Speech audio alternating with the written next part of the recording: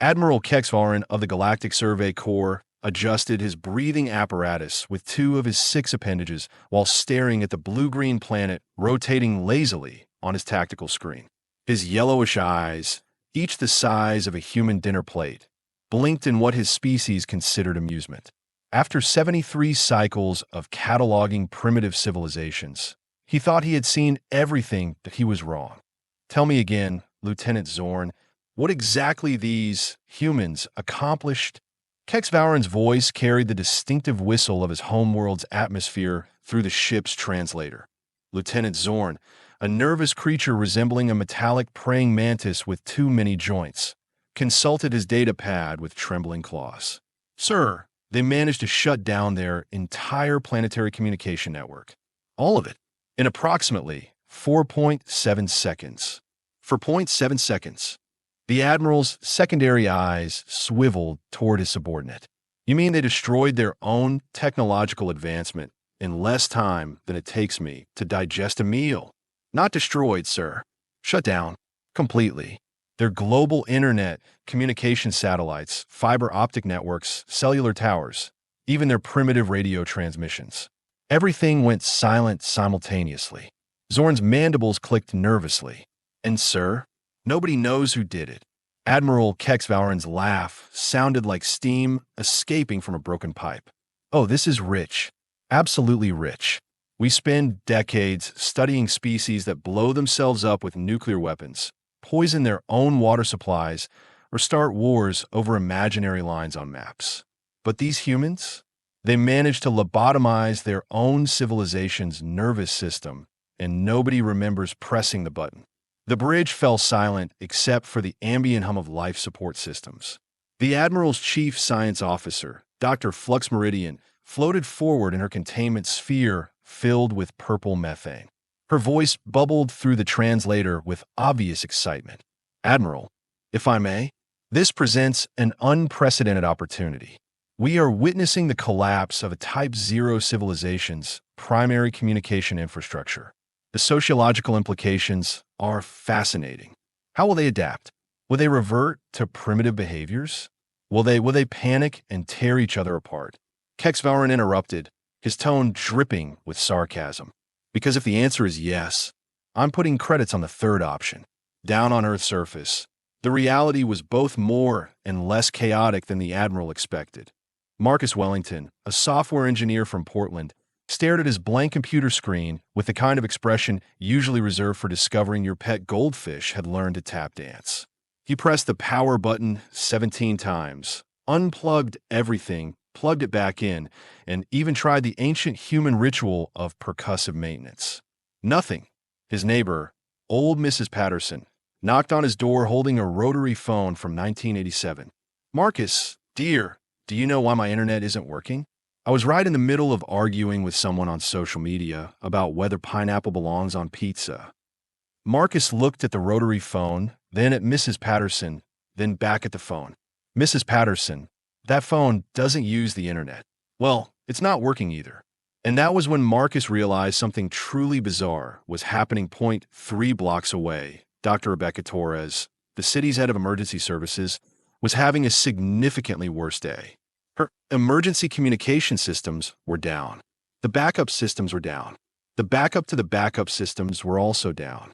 Even the coffee machine in her office, which for some inexplicable reason required an internet connection, displayed an error message. This is impossible, she muttered, reaching for a landline phone. Dead. Her cell phone showed no signal. The radio in her office produced nothing but static.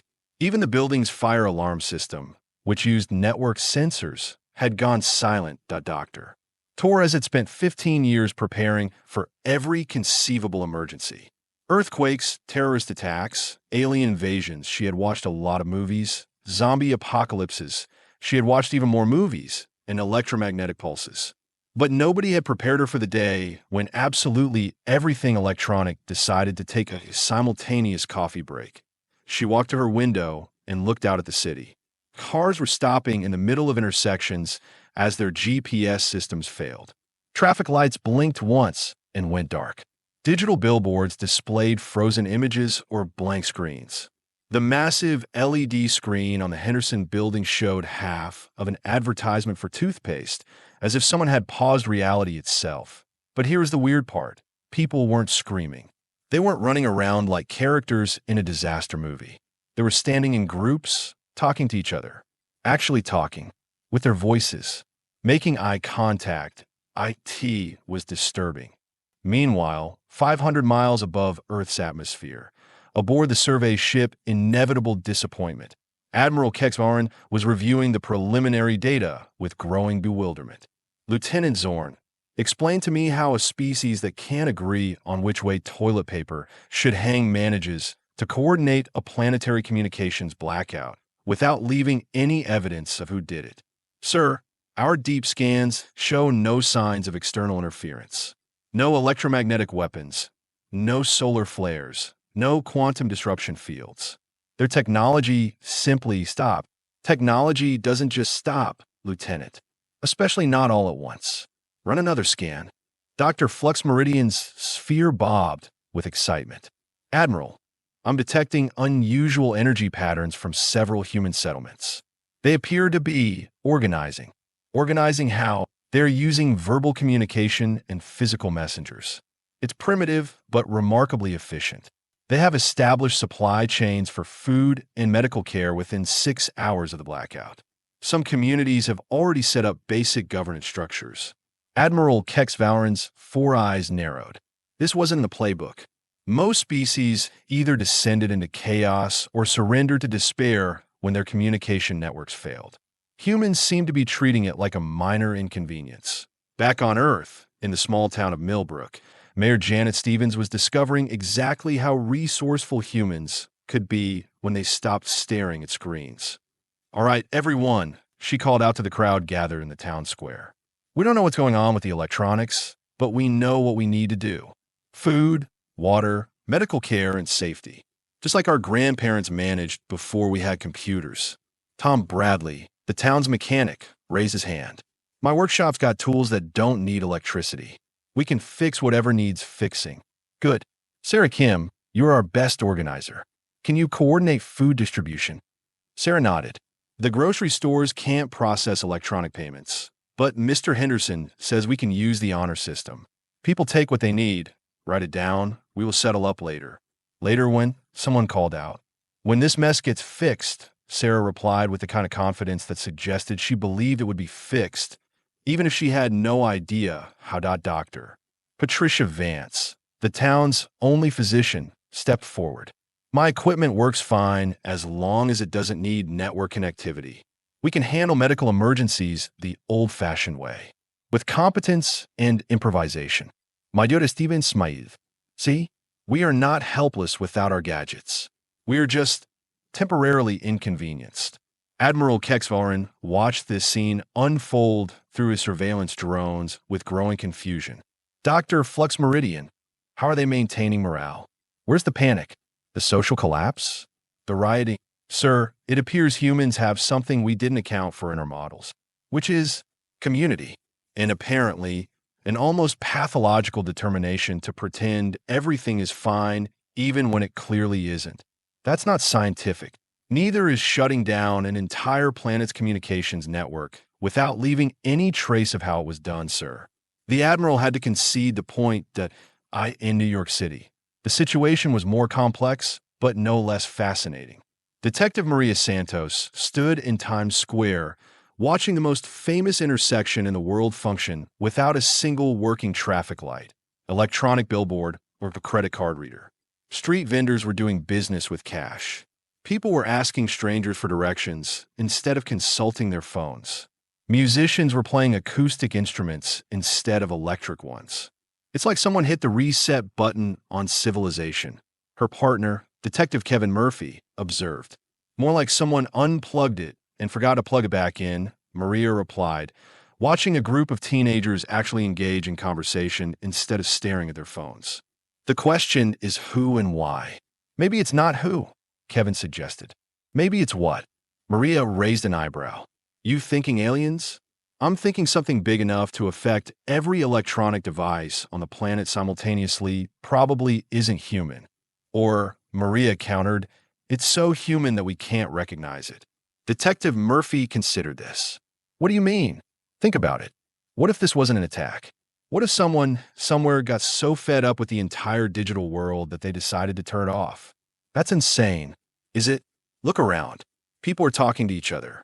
Kids are playing games that don't require batteries.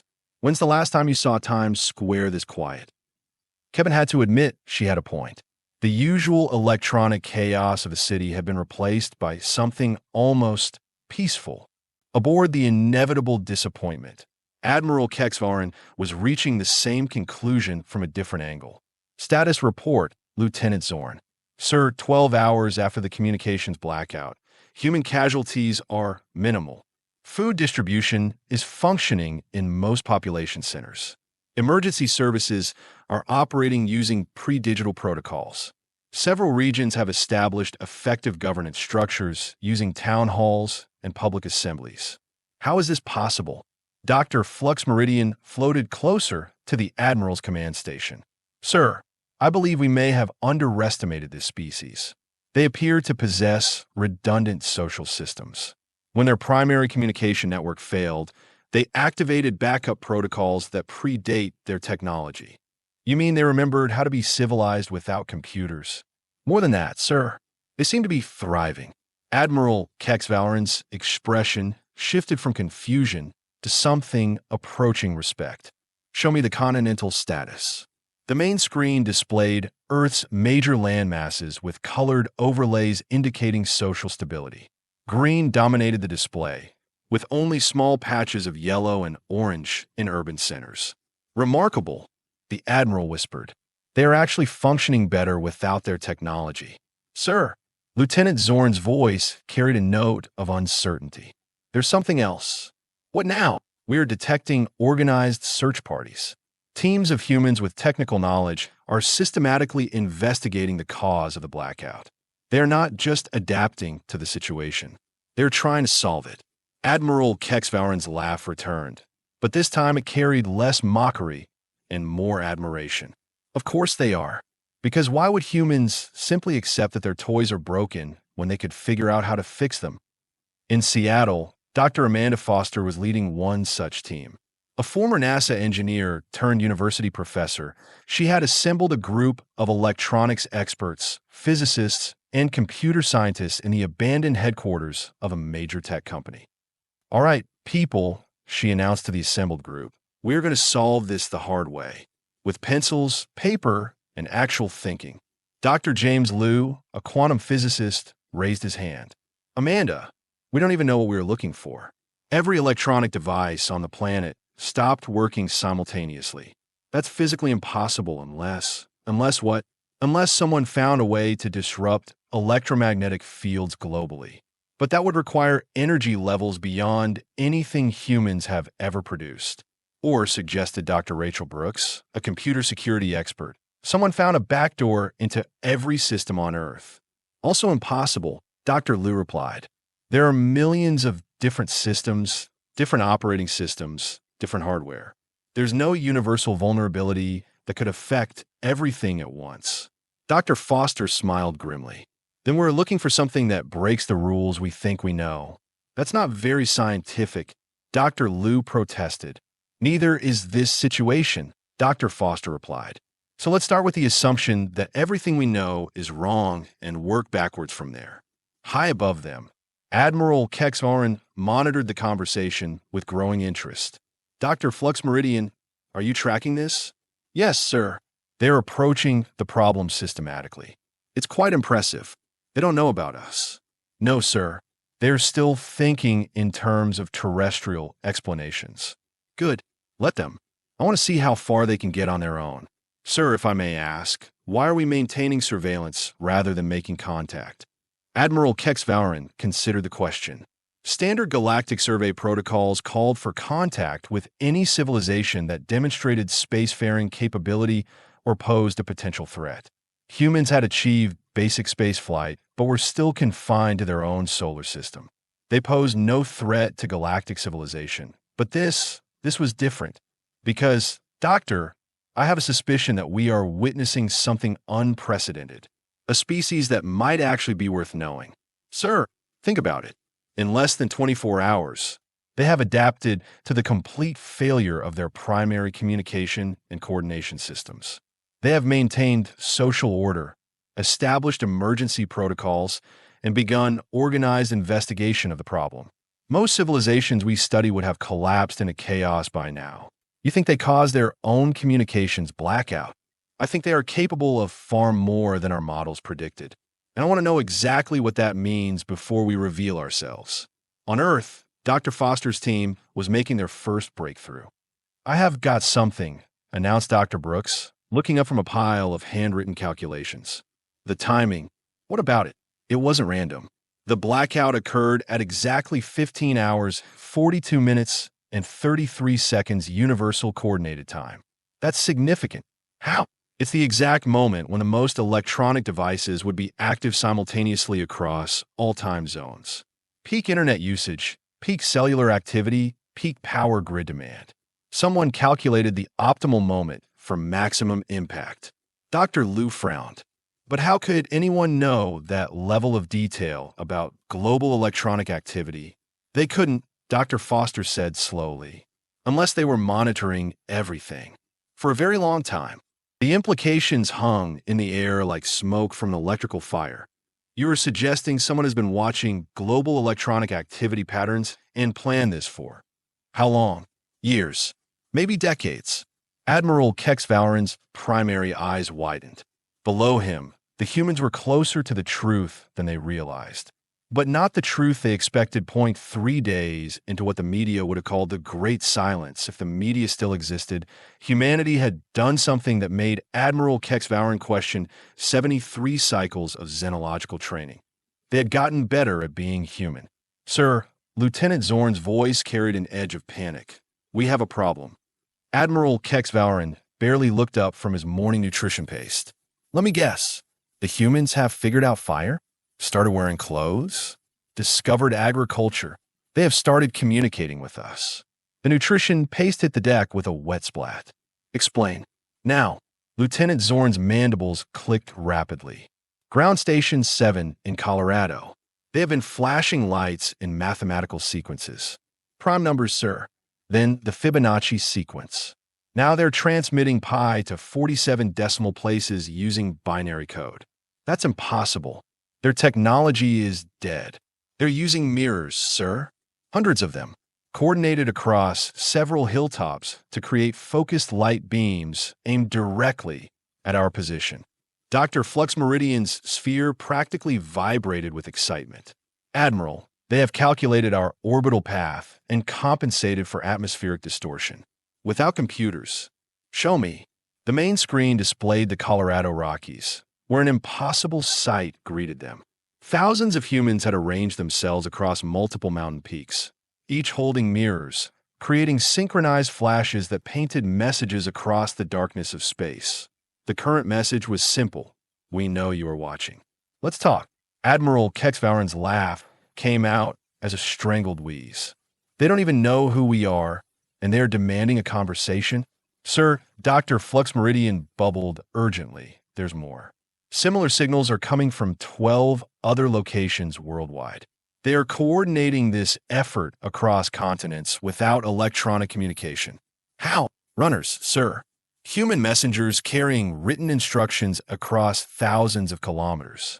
They have recreated a global communication network using nothing but determination and shoe leather." Down in Colorado, Dr. Foster wiped sweat from her forehead as she watched her team adjust the mirror array. What had started as a desperate attempt to signal for help had become something far more significant. Dr. Foster called out Jake Morrison, a graduate student who had become their unofficial coordinator. "We are getting responses from the teams in Australia and Kenya. They have both established contact." "Contact with what?" "Unknown, but something up there is acknowledging our signals." Dr. Foster looked up at the stars, brilliant now, without light pollution from dead cities. "Maybe we are not as alone as we thought." "Or maybe," suggested Dr. Liu, who had volunteered to climb the mountain despite his fear of heights, "we are more connected than we realized." "What do you mean?" "Think about it. 3 days ago, we were all isolated in our digital bubbles. Now look at us. We are working together in ways we never did when we had technology. Dr. Foster had to admit he was right. The blackout had forced humanity to rediscover skills they had forgotten: cooperation, direct communication, physical coordination. They were accomplishing things that would have been impossible with their old, fragmented, screen-mediated world. Aboard the inevitable disappointment, Admiral Kexvauren faced a decision that would define his career and possibly galactic policy toward Earth. Recommendations, staff? Dr. Flux Meridian spoke first. Standard protocol suggests we should maintain observation distance. They haven't achieved interstellar capability, but they have achieved something else, Lieutenant Zorn added quietly. They have demonstrated unified planetary action without central authority. That's unprecedented. It's impossible according to our sociological models. Dr. Flux Meridian agreed. Yet here we are. Admiral Kexvauren studied the tactical display, showing mirror signals from 6 continents. They're not just trying to contact us. They're proving they can act as a unified species. The question is, why now? The answer came from an unexpected source. In a small town in Montana, 87-year-old retired engineer Walter Kowalski was explaining the truth to anyone who would listen. "I did it," he announced to the gathered crowd in the town square. "I shut down the internet." The silence that followed was deafening. Mayor Stevens, who had driven over from Millbrook to coordinate regional supply chains, spoke first. "Walter, that's not possible. You are one person. The blackout affected the entire world. One person with 50 years of experience in systems integration and a very particular set of grievances," Walter replied calmly, "plus 36 months of careful planning." Dr. Foster, who had arrived with her team to investigate the Colorado signals, stepped forward. "Sir, with respect, what you are describing is technically impossible. There's no single point of failure that could bring down every electronic system on Earth." Walter smiled. "You are right. There isn't.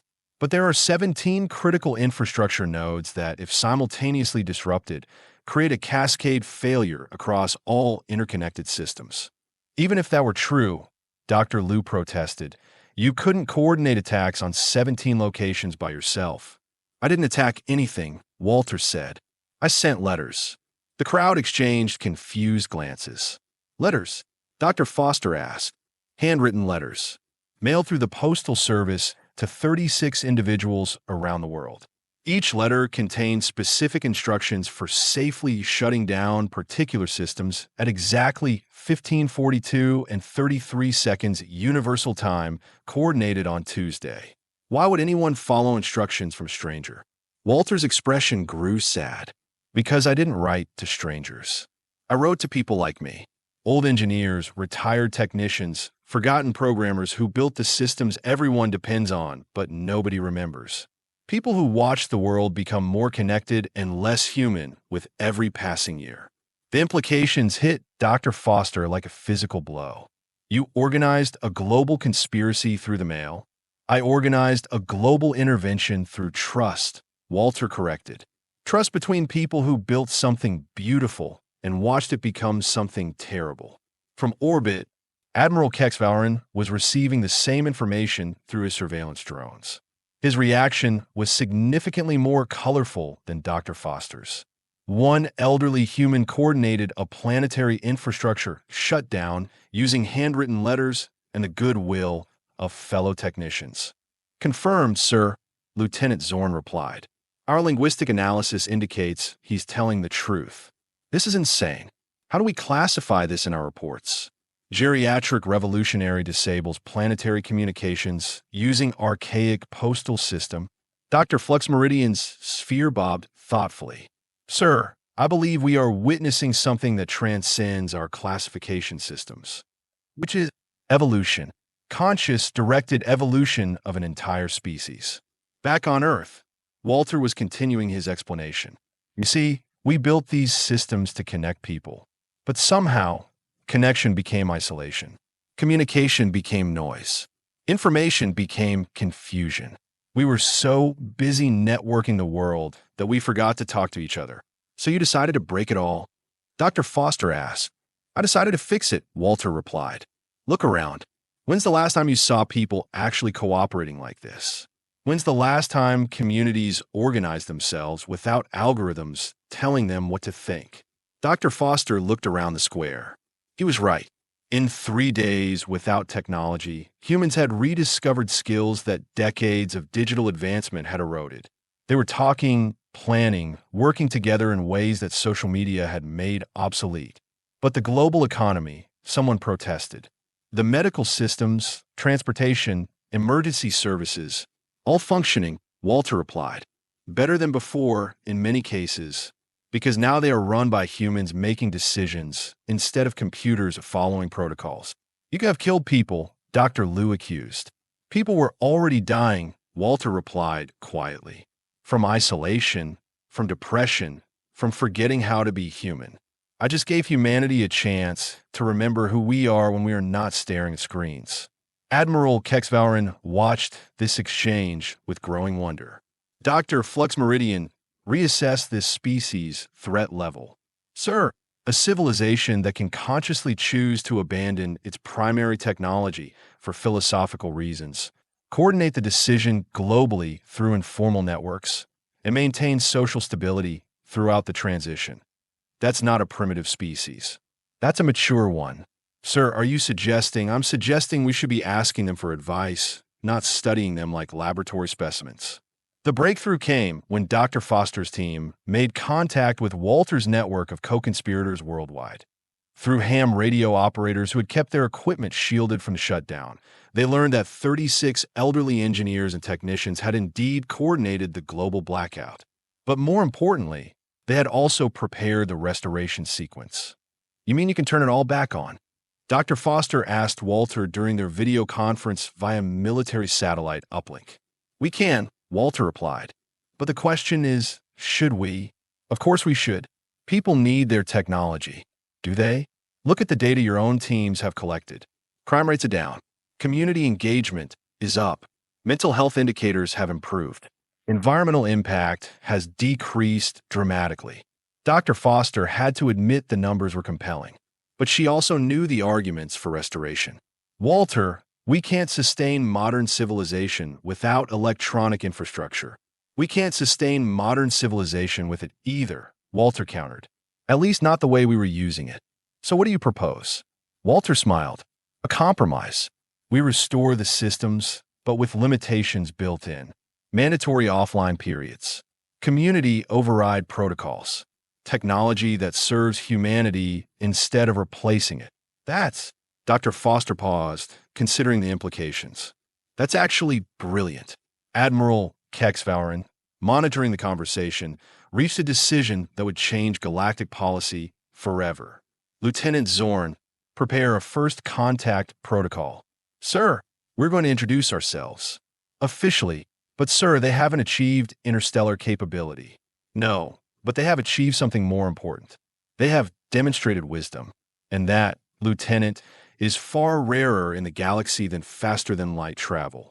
The restoration began 7 days after the blackout, but it wasn't a simple switch flip. Walter's network had programmed intelligent limitations into every restored system. Social media platforms that encouraged face-to-face interaction, work schedules that mandated human contact, technology that enhanced rather than replaced human connection.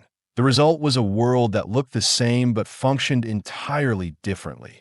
And when Admiral Kexvauren's ship appeared in Earth's sky, broadcasting greetings in perfect English, humanity's response was characteristically unexpected. Welcome, came the reply from ground control. We have been expecting you. Expecting us?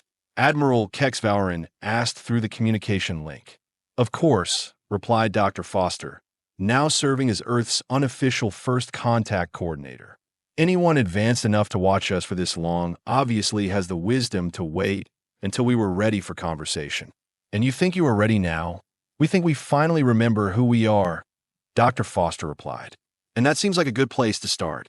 Admiral Kexvauren's laughter filled the bridge of his ship. After 73 cycles of studying civilizations, he had finally found one worth joining. The first interstellar friendship began not with advanced technology or military might, but with an elderly engineer's love letter to humanity's forgotten potential. And in the end, that seemed perfectly, impossibly human.